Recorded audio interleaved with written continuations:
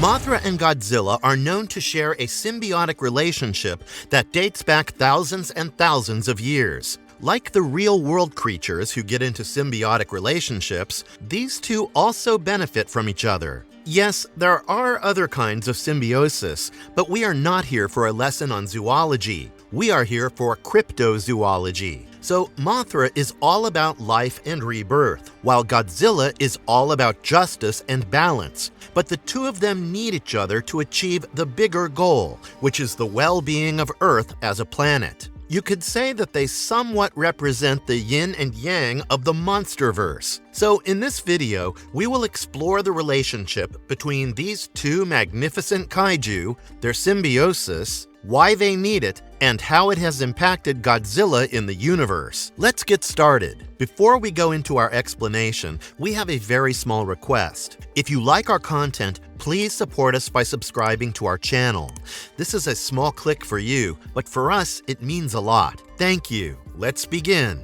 History of their symbiosis. Mothra, our winged titan, first appeared in a cave painting in the 2017 MonsterVerse film Kong Skull Island, marking her debut in an American-made movie. Then she really spread her wings in Godzilla, King of the Monsters. Mothra's been around the block a few times, serving as Earth's defender since the olden days, and getting worshipped like a deity by ancient folks. She and Godzilla worked together against the space menace King Ghidorah. In 2009, the brainiacs at Monarch stumble upon Mothra's egg in a temple in China, which became the cue for her grand entrance in 2019, followed by an escape from Monarch's outpost during an eco-terrorist shindig. She then teams up with Godzilla once again to defeat Ghidorah. But more importantly, there's this cave mural in the Godzilla vs. Kong art book that's got everyone scratching their heads. It shows a battle from the Titan War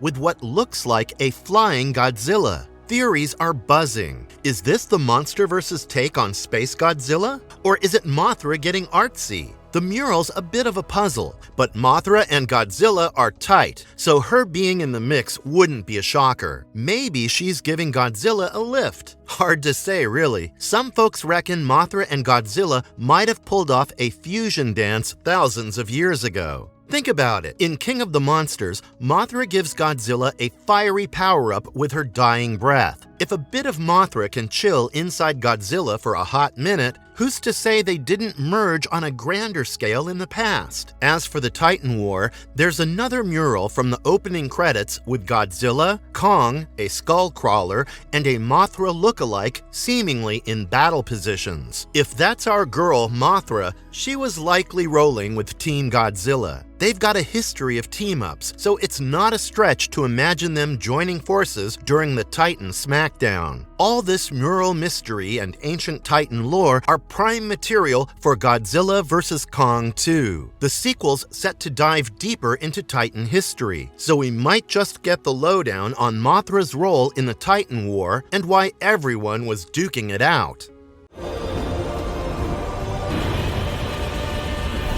Mothra and Godzilla's physical similarities. So, the dynamic duo of the MonsterVerse, Godzilla and Mothra, love to play a bit of a tag team in their battles, and they've been doing that for ages now. Think of these two as the ultimate example of nature's teamwork, like the clownfish and sea anemone, but on a much grander scale. Starting with their communication game, Godzilla and Mothra have evolved an impressive sonar-like system. It's kind of like bats using echolocation, but way more sophisticated, and this one works both ways. In the 2019 film Godzilla, King of the Monsters, we see Mothra literally light up the sky with her God Ray ability, pinpointing Godzilla's location to humans. Yes, it was Mothra showing off her flashy visuals, but it was also high-tech monster talk, honed over millions of years of evolution. Now, about Mothra's wings. Those patterns that look suspiciously like Godzilla's eyes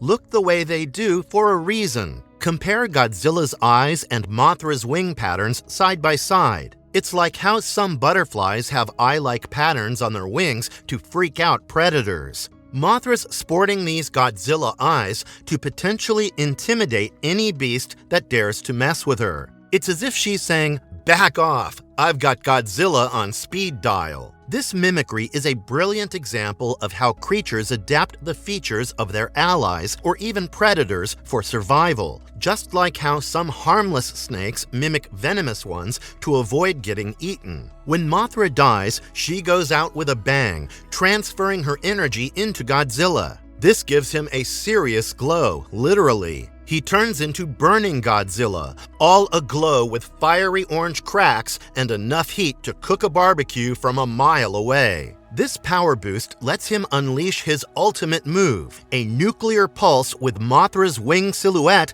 and her signature roar. If you'll hear closely, when Godzilla unleashes the nuclear pulse, it creates Mothra's cries. These Mothra-themed pulses were the game changer in Godzilla's fight with King Ghidorah. But that's that. No matter who says what, they are not doing it under the sheets. I mean, one of them is a giant lizard, and the other is a giant moth that reproduces asexually.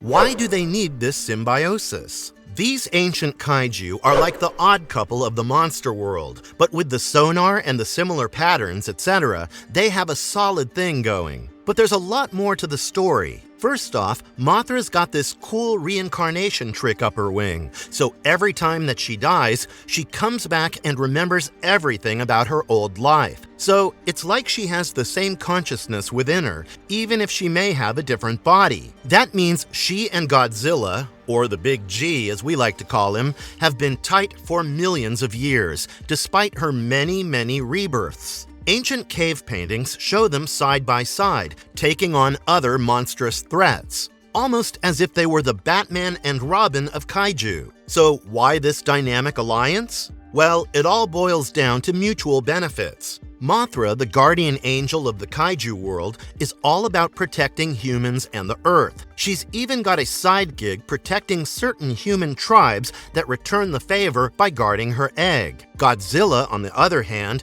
isn't exactly Mr. Popular with humans, but he does spend most of his time keeping nature's balance, often by throwing down with other kaiju. Their partnership makes sense, like a kaiju version of a symbiotic relationship. Godzilla and Mothra share resources and territories, with Mothra playing babysitter to Godzilla's eggs while he's off doing his ocean thing. In dire situations, Mothra would buzz the Big G for backup, like calling in the cavalry. There's even a tale, Godzilla Saves America, where Mothra summons Godzilla to battle King Ghidorah. And if we dip into the lore of Kong Skull Island, Mothra probably woke up Godzilla to throw down with King Ghidorah back in the day. And I mean way back in the day. As for how humans view them, Mothra's got the PR advantage with her flashy wings, while Godzilla's more of a respect from a distance kind of deal.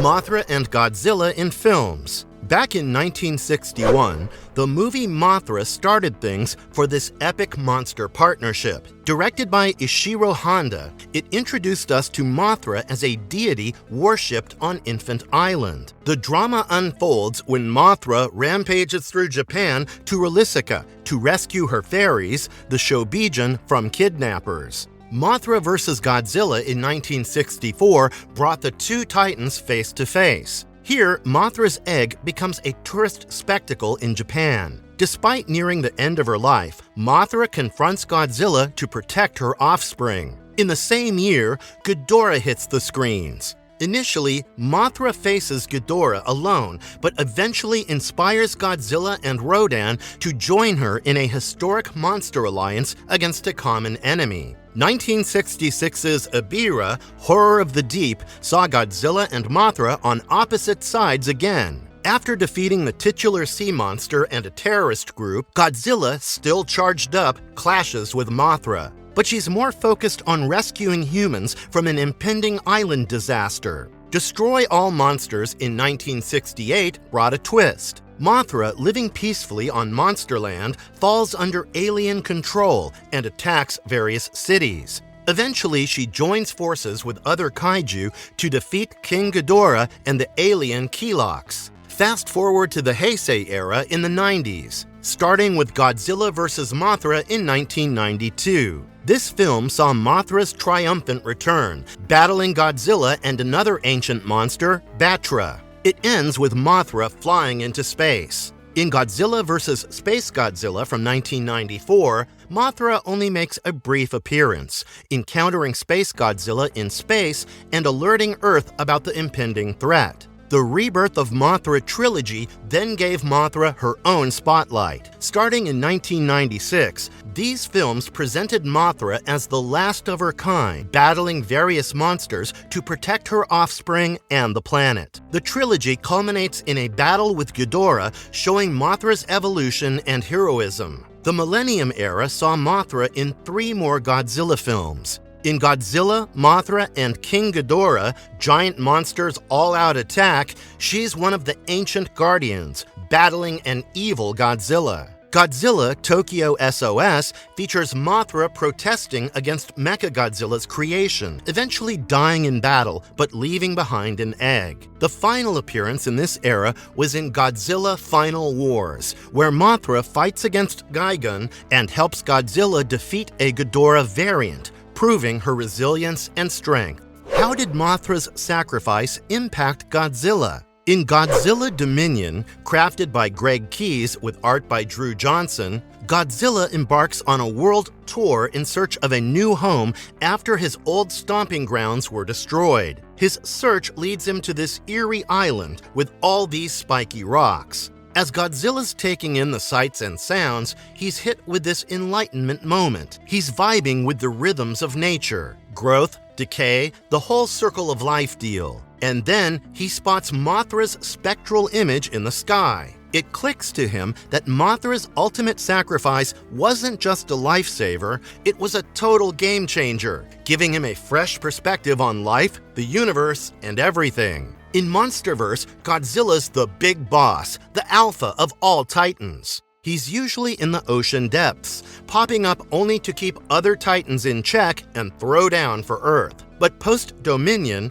it's clear Mothra's magic did more than just heal. It expanded Godzilla's horizons, making the whole planet his turf. This newfound wisdom was right on time. Soon after, Godzilla found himself in a knockdown, drag-out rumble with King Kong, a fight so fierce that it nearly did them both in. But Mechagodzilla enters the ring, forcing Godzilla and Kong to tag team against this metal menace. It was a close call, but Mothra's power-up might have been the edge Godzilla needed to survive and team up with Kong to take down Mechagodzilla. Marvelous Videos is going all guns blazing into the Monsterverse, exploring everything there is to explore from the past to the present and the future. You'll find deep dives and other videos on the latest Monsterverse TV series, the upcoming movie, and much more. So if you're a Gojira or Kong fan, I suggest you stick around with us.